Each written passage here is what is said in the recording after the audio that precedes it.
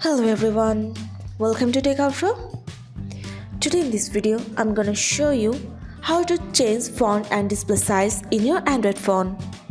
Before starting the video, please subscribe to Techavro. So let's get started. For this, you have to open your settings. Now scroll down.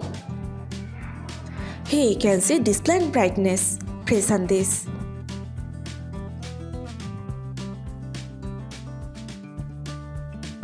Now in this option, you'll find here font and display size.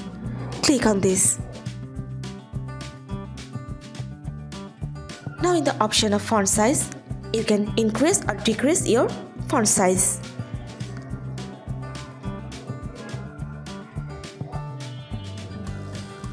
And in the option of display size, you can increase and decrease your display size.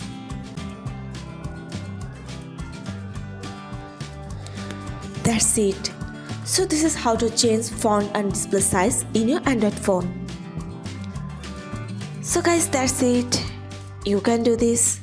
I think this video is very helpful to you. If it was, then give a thumbs up and hit the subscribe button. And thanks for watching.